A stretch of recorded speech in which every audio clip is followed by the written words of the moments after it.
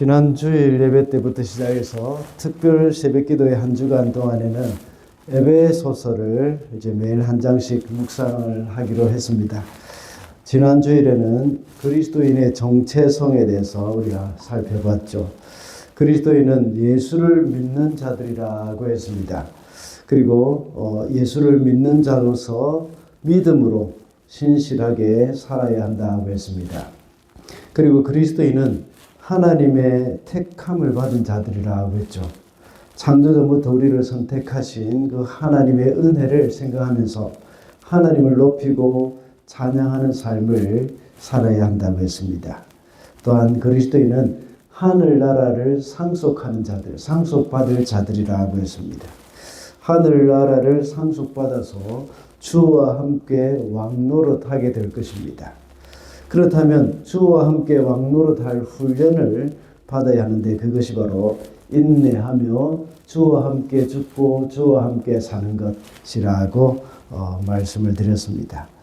오늘 본문에서는 교회가 바로 이방인과 유대인이 함께하는 공동체라는 것을 말해주고 있습니다. 그래서 먼저 교회는 은혜로 구원받은 성도들의 모임이라고 말하고 있습니다.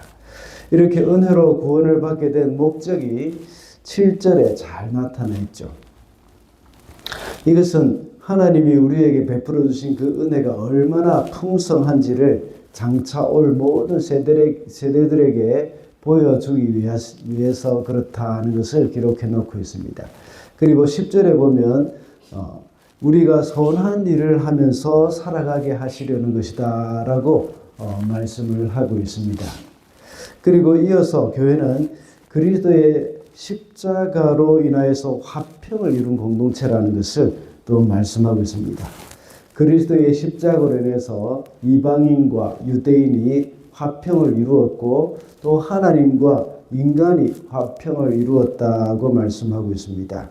이러한 말씀을 통해서 우리는 교회가 무엇인지 잘 알 수가 있습니다.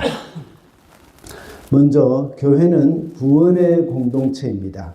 교회는 하나님의 구원받은 하나님으로부터 이제 구원을 받은 성도들의 모임입니다.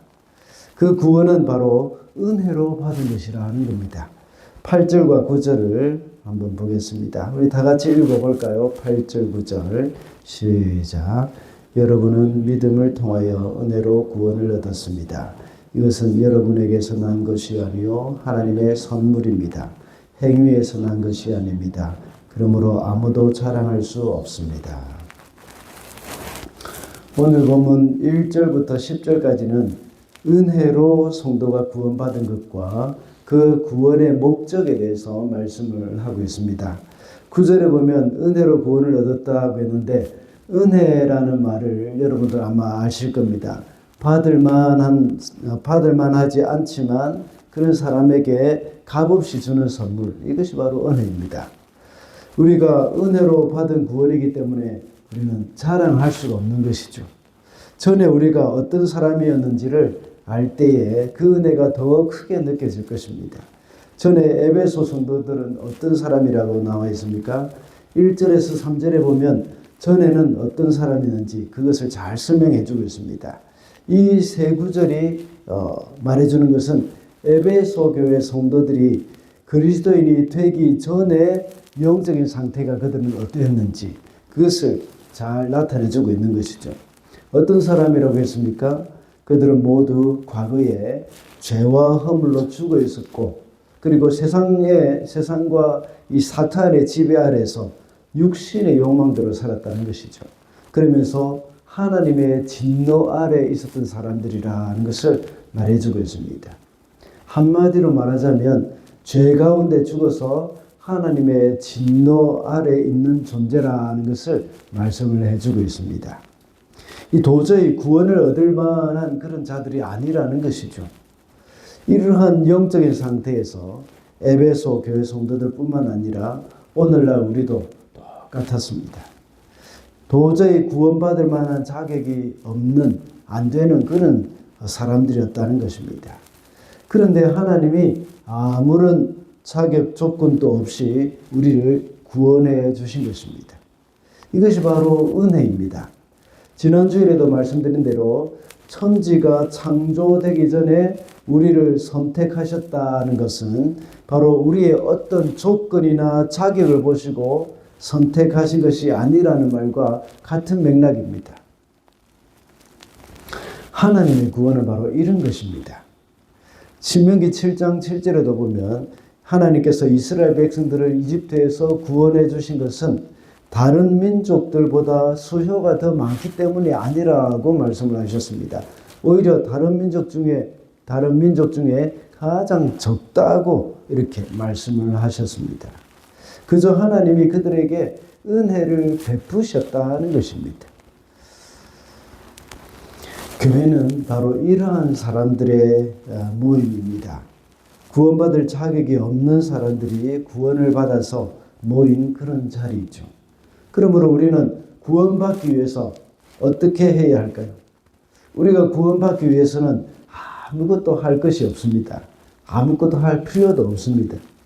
지난주에 말씀드린 바와 같이 주님이 하신 일을 그냥 믿으면 되는 겁니다. 예수께서 십자가에서 돌아가시면서 다 이루었다라고 말씀하셨습니다.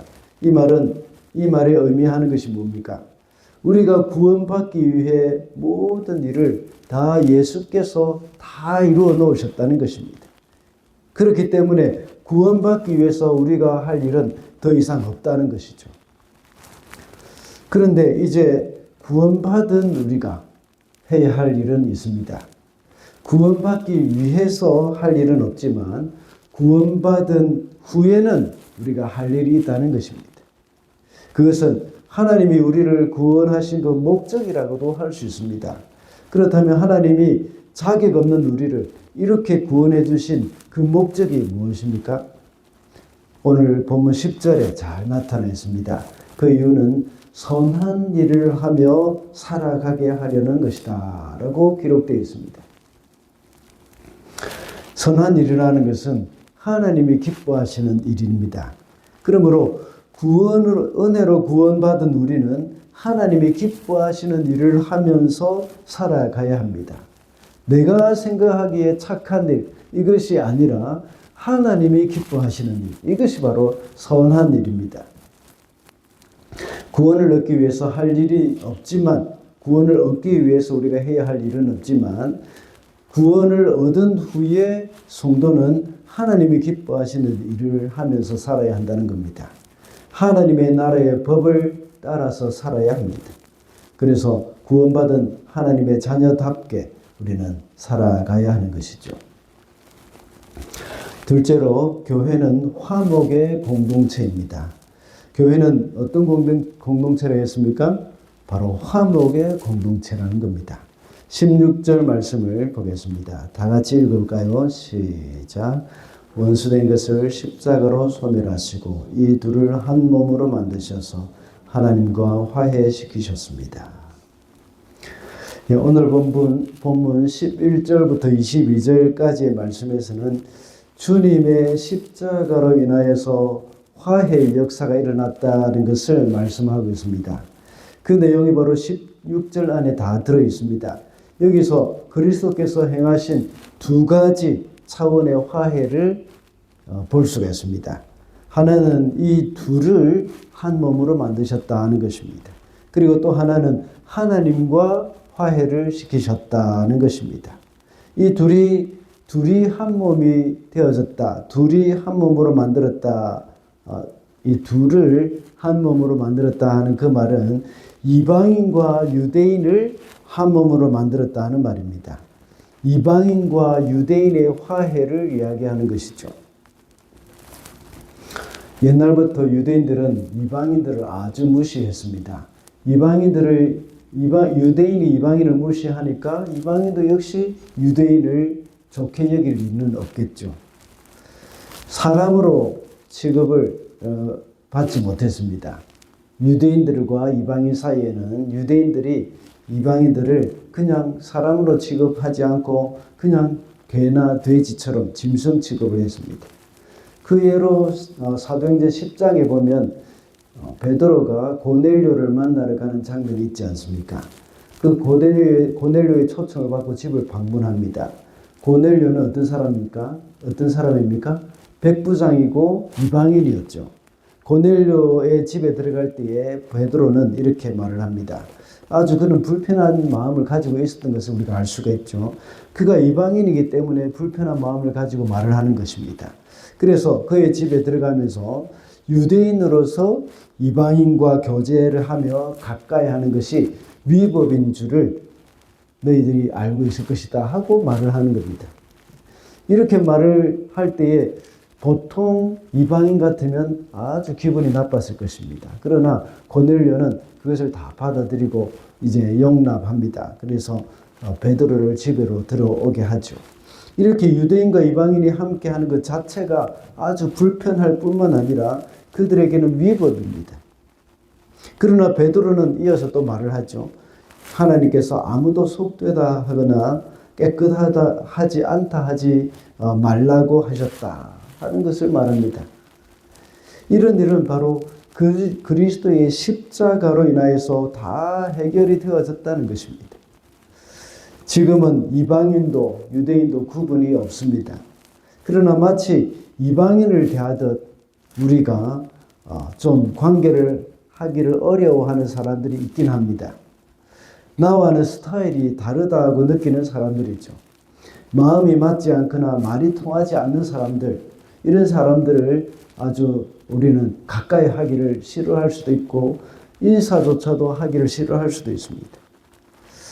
같은 우리 주사람 공동체 안에 서로에 대해서 벽이 없도록 해야 합니다. 가난한 사람이나 부자나 많이 배운 사람이나 적게 배운 사람이나 구분이 없어야 합니다. 이것을 서로 구분 짓게 될 때에 공동체는 균열이 갈 수 있습니다. 또 공동체 안에서도 역시 서로 용서하지 못하는 마음이 있다면 그것도 역시 하나님 앞에 심각한 잘못이고 죄입니다.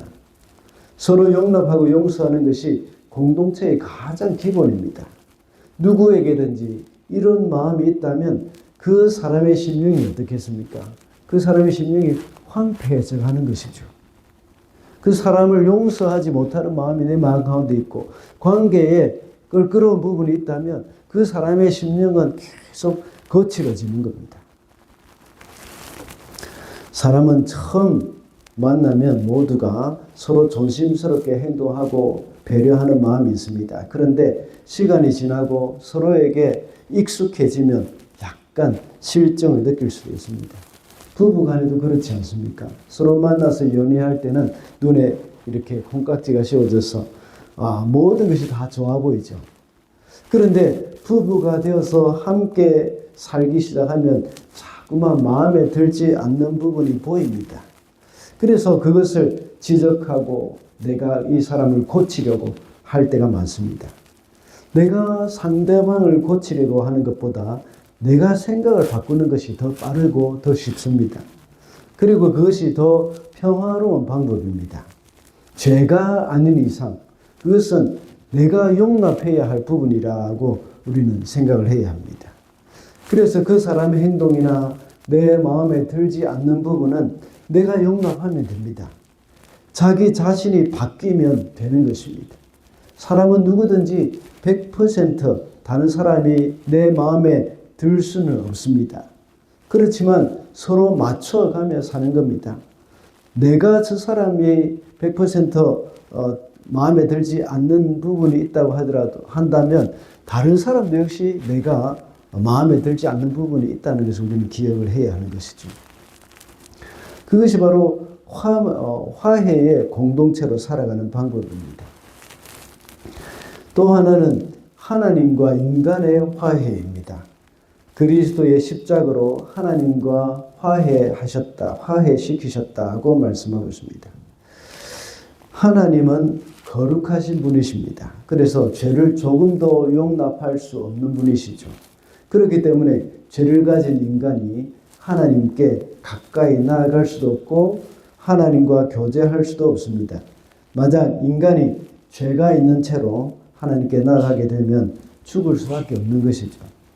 그러나 하나님은 인간을 사랑하셔서 인간과 교제하기를 원하십니다. 구약에는 인간이 하나님께 나아갈 수 있는 방법이 어떤 것이었습니까? 짐승을 죽이는 것이었죠. 인간이 지은 죄를 짐승이 그 죄를 다 뒤집어 쓰고 피를 흘려 죽음으로 인간은 죄를 용서받을 수 있게 되었습니다.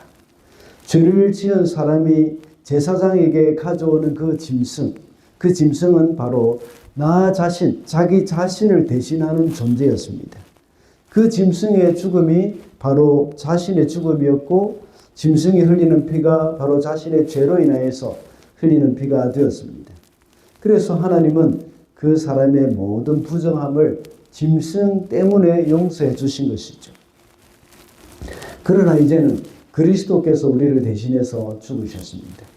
짐승으로 제사를 드릴 때는 매번마다 속죄를 해야 합니다. 그러나 그리스도의 피는 단번에 영원한 속죄를 이루어 주셨습니다.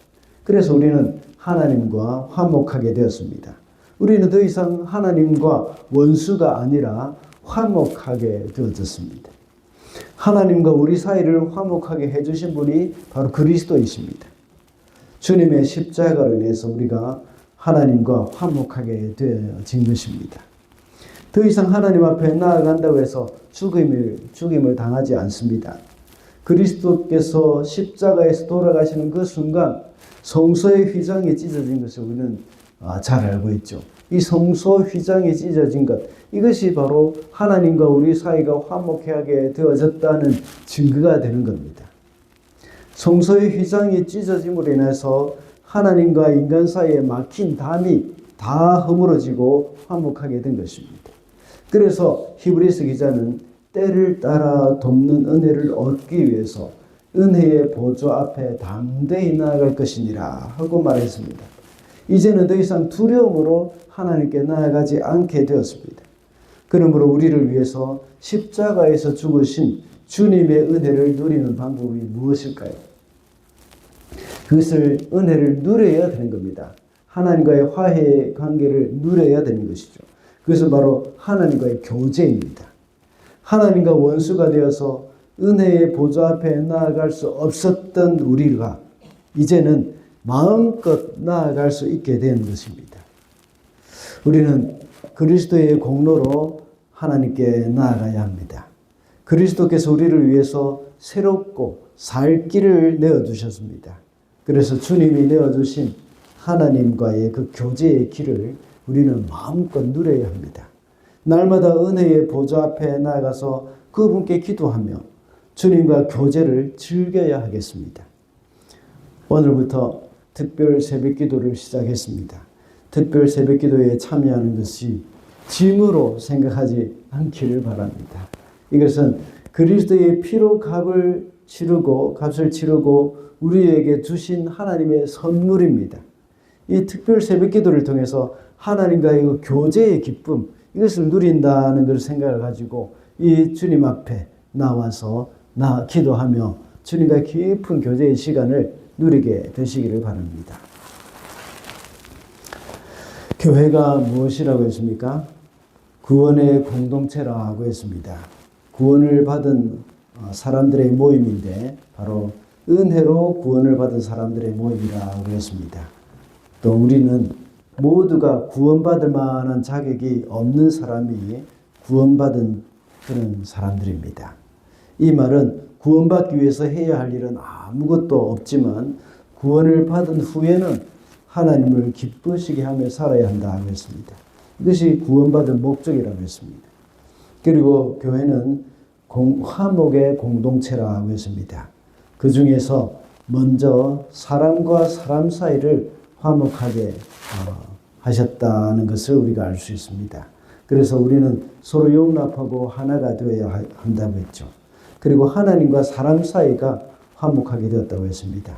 그러므로 우리는 하나님과의 그 교제의 기쁨을 누리며 살아야 하겠습니다. 오늘도 하나님이 기뻐하시는 교회로 살아가는 저와 여러분이 되시기를 바랍니다.